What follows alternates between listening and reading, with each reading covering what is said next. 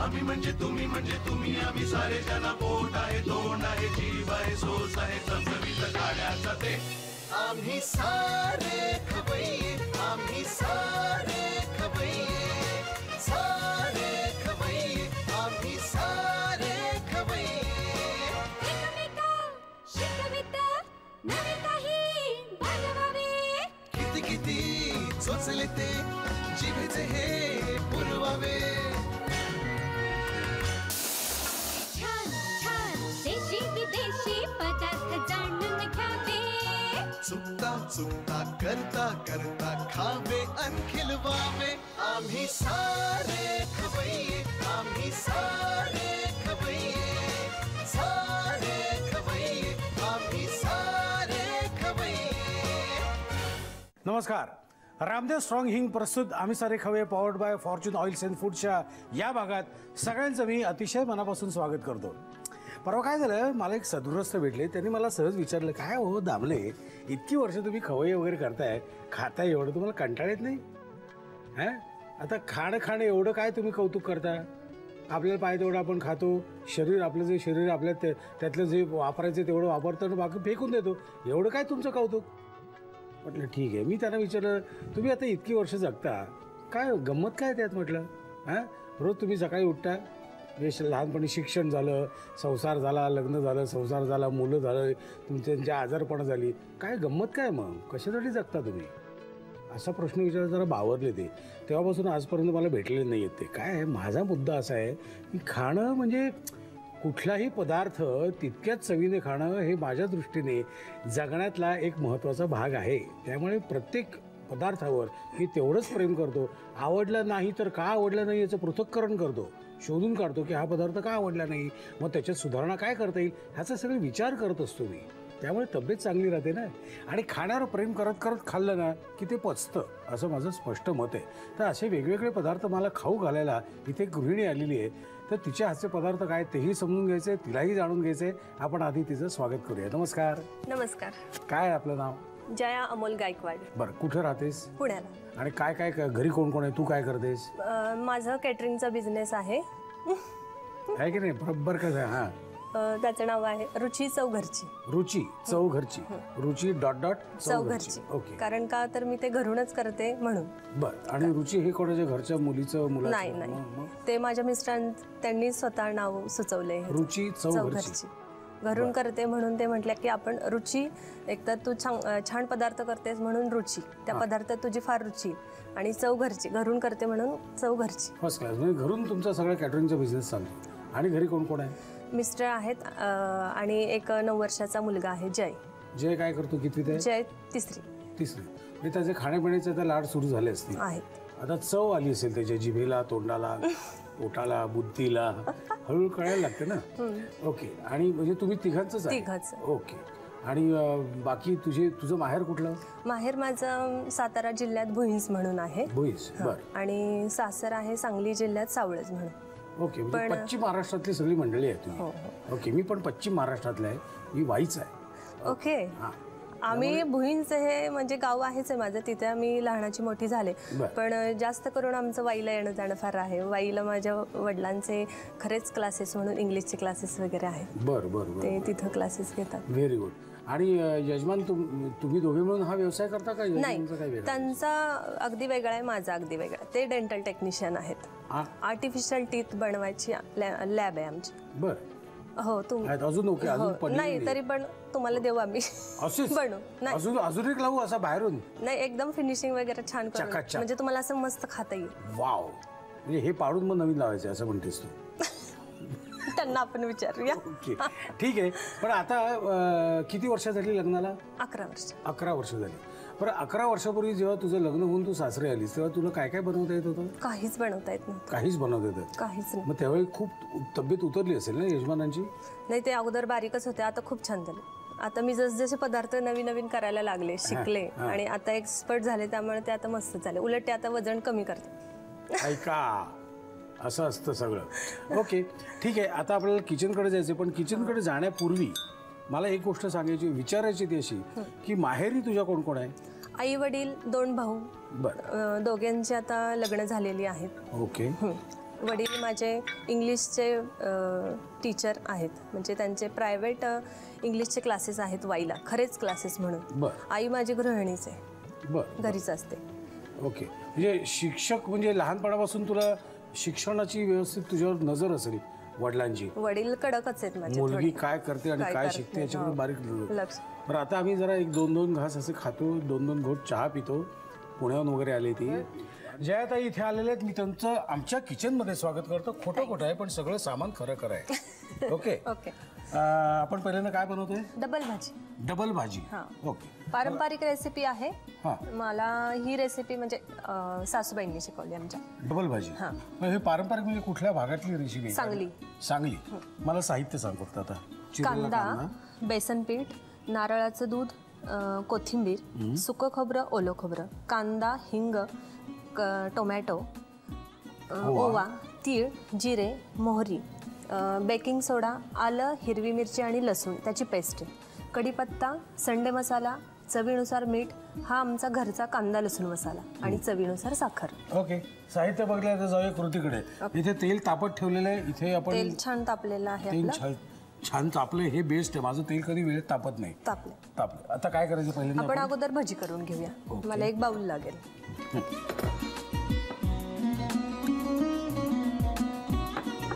बेसन घेतलेलं आहे, त्याच्यामध्ये आपण चवीनुसार मीठ, मी हातानेच घालते. हो, हातानेच, त्याशिवाय होणार कसं नाही. बरं, तुमचं लव्ह मॅरेज का अरेंज मॅरेज? Arrange marriage. सोडा व्यवस्थित बघून वगैरे बघून, कांदे पोहे नाही, जेवणाचा प्रोग्राम केला होता. अच्छा, जेवण. ओवा. आणि कुठे झालं लग्न? सातारला. अच्छा. ओवा घातलाय. आता काय? मीठ घातलंय. पाणी लागेल. हा, पाणी.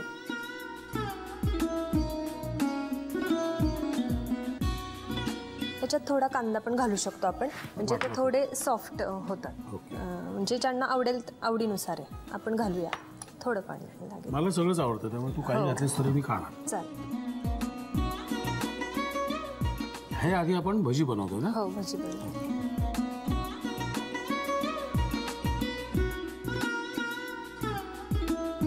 आता ह्याच्यात काय करायचं आपल्याला? ह्याच्यात आपल्याला अगोदर कांदा भाजून घ्यायचा. बारीक कांदा का मोठा कांदा? नाही, स्लाइसवाला मोठा. त्याच्या साईडला ते भाजत भाजत आपण हे भजी बघूया. बरं, मी ह्याच्याकडे बघतो, तू माझ्याकडे बघ. हो, चालेल. तर हे आपले होत आलेले आहेत. ह्याचं काय करायचं? ते पण आता होत आलेलं आहे. थोडंसं हे ब्राऊन होऊ देत, अजून थोडासा कच्चट आहे तो. हे मला वाटतं काढूया आपण. काढू करू? हां, काढू. मी भजी काढते.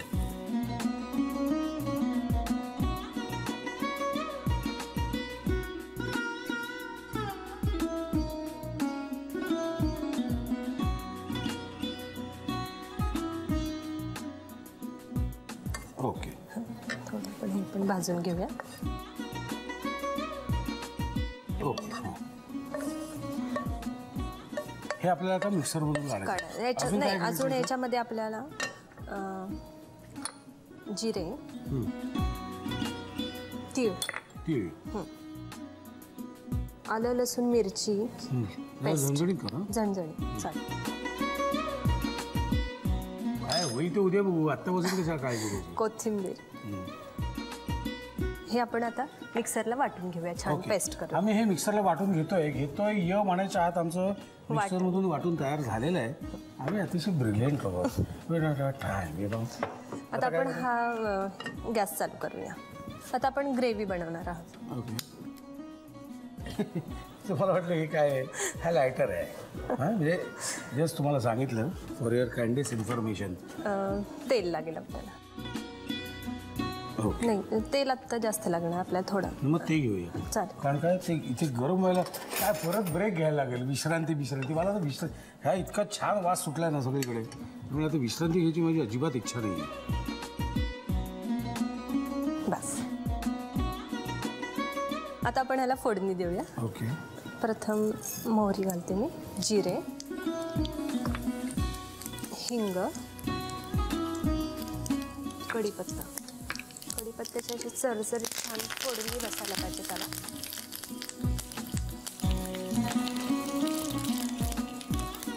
कितीही धडधाकट आणि न घाबरणार माणूस असेल ना, ही फोडणी देताना मिरच्या, कढीपत्ता आणि मोहरी हे डेंजरस पदार्थ आहे. थोडं तेलाचं प्रमाण वाढवलं की बरोबर तो तवंग येतो. आणि ह्या भाजीला कसं थोडंसं कट हवाच. आमच्याकडे सांगलीला कट म्हणतात. कट तवंग.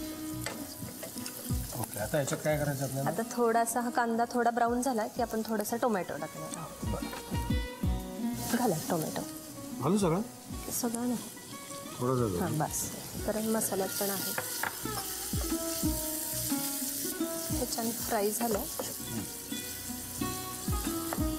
काय आपण हे वाटलेले वाटण त्याच्यात घालणार आहोत. जसं तुम्हाला घट्ट किंवा जसं रस्सा हवा पातळ. माणसं किती आहेत त्याच्यावर बरेचसे अवलंबून आहे. नाही, काही जणांना खूप असा घट्ट आवडत नाही किंवा घट्ट विषय आवडीचा नाही. समजा आता तुम्ही तिघेच आहात आणि मी अजून 2-4 माणसं घेऊन आलो, चला जेवायला वाढा, त्याच्यातच पाणी घालणार ना तुम्ही. तेच म्हणता मी. करतानाच घट्ट करायचं. हा, करतानाच घट्ट करायचं. तेच आहे. हे थोडंसं तेल सुटतपर्यंत छान भाजू द्या. आपण भाजून घेऊया हे. आता काय करायचं याच्यात आपल्याला? आता आपल्याला हे मसाला, कांदा लसूण मसाला, हा स्पेशल मसाला आहे. हां, घरी बनवलेला आहे. तूच बनवला? नाही, सासूबाईंनी बनवलेला. अच्छा, तिकडून येतो? हो बस. त्या दोघी पण खूप छान सुगरण आहेत. आता मीठ आणि साखर ना? नाही, ते सोडा आहे. आणि हे संडे मसाला, एक अर्धा चमचा. संडे मसाला काय असतो वेगळा? तो मार्केट मिळतो. हां, गोडूस आहे जरा. हां बस. हे करेक्ट झालं की पुढचं सगळं गणित करेक्ट. थोडंसं मीठ घाला, किंचित चवीला साखर थोडी घाला. गुळ किंवा साखर काही घालू शकतो आपण. खडी साखर नको ना? नको. इकडेपर्यंत माणसं येऊन वाढतंय का झोपू? नाही, ते बेकिंग सोडा, त्याचं काम झालेलं आहे आपलं. हे कशात घातलं आपण? ते वड्या. आता थोडंसं नारळाचं दूध घाला. बरं, सांगलीला जे सासर आहे, सासर म्हणजे काय वाडा आहे, घर आहे? घर आहे. बस सगळं घालू? बस बस. आणि शेती बिती? शेती आहे थोडीच आहे, जास्त नाही. कारण सासू सासरे थोडंसं ह्याच्यात आपल्याला पाणी लागेल. सासू सासरे दोघं शिक्षक असल्यामुळे आता ते रिटायर आहेत, त्यामुळे तिकडे ते गावालाच राहतात.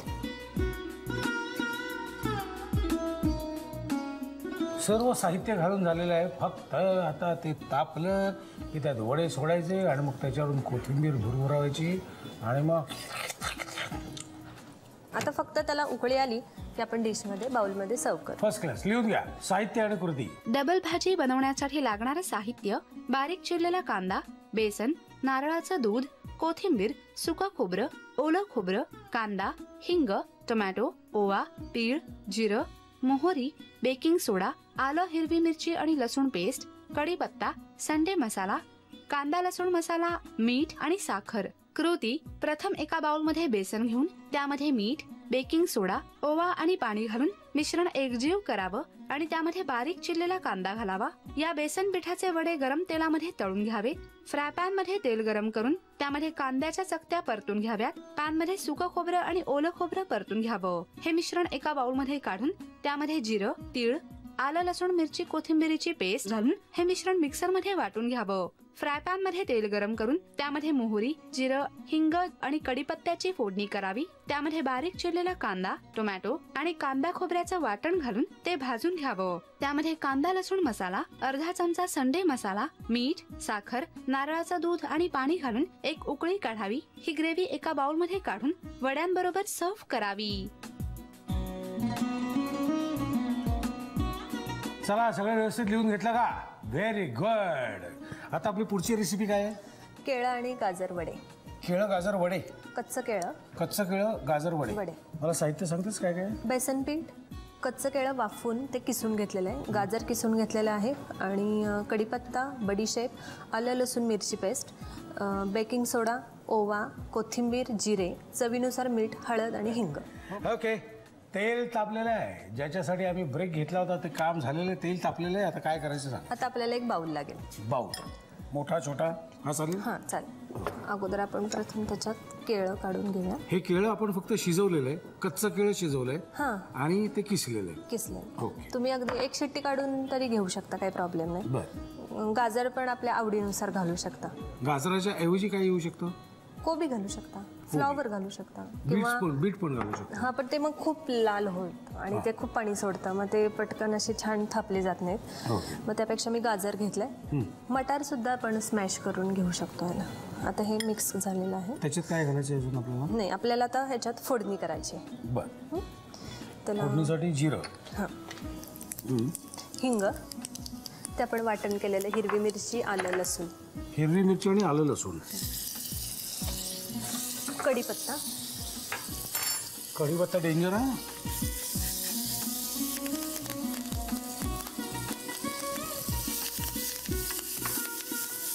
वास मस्त. बंद करायचं. हे आपण ह्याच्यात मिक्स करणार आहोत. करेक्ट झाले याचा अर्थ. कोथिंबीर आणि हळद, मीठ चवीनुसार, बडीशेप थोडी. आपण छोटे छोटे वडे थापून घेऊया. ह्याचं काय करायचं? हां, ते पीठ बनवायचं आपल्याला वडे करण्यासाठी. हां, त्याचे मी छोटे छोटे बॉल्स बनवून घेते. ओके.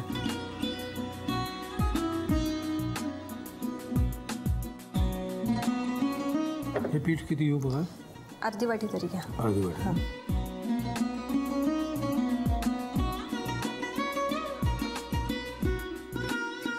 याच्यामध्ये आपल्याला मीठ चवीनुसार, सोडा, बेकिंग सोडा. अच्छा, सोडा इथे आला का? ओवा, जिरे, पाणी थोडं लागेल.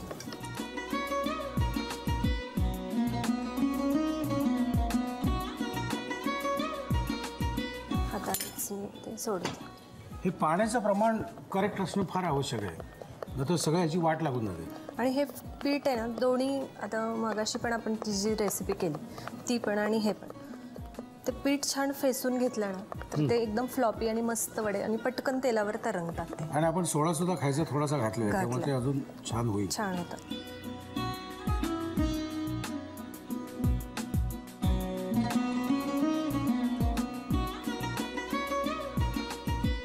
First class. आता हे वडे झाले की आपल्याला कशाबरोबर खाता येतील?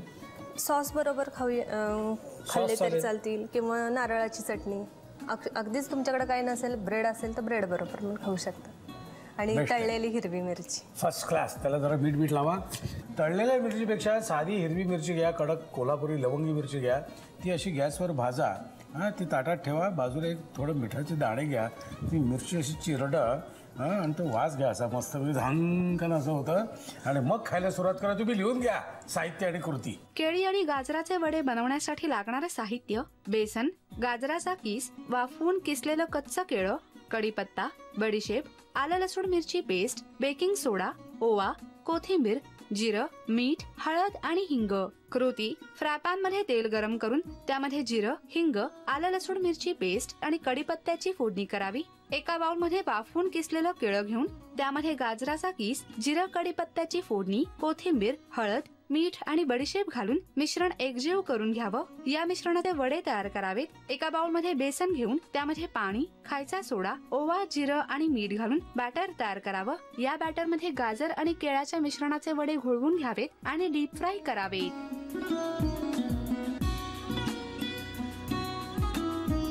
जयाने केलेले दोन्ही पदार्थ आता तयार झालेले आहेत आणि आता मी टेस्ट करून बघणार आहे. जया, तू पण कर. काही घाबरू नकोस, तूच केले त्यामुळे. हाताने खाली.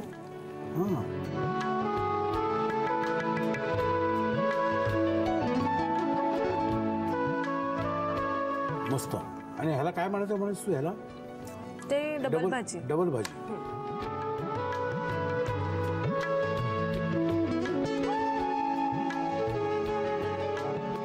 ग्रेव्हीत खरी मजा आहे. ग्रेव्ही जमली की सगळं जमलं.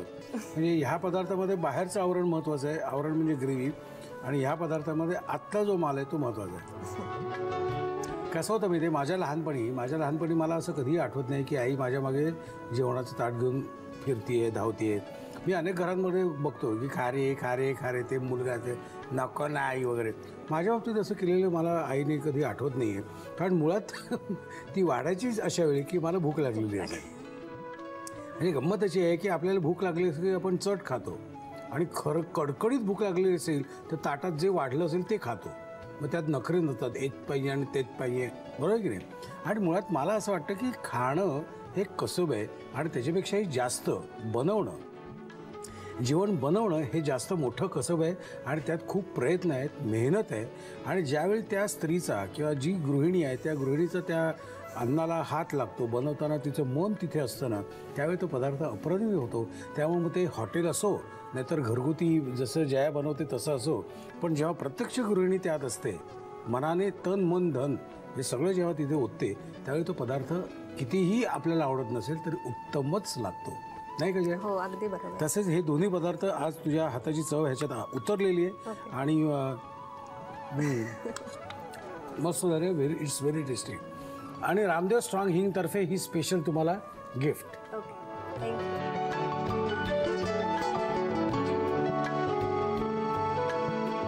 आणि आता विषय म्हणजे आता आपला भाग संपायची वेळ आलेली आहे.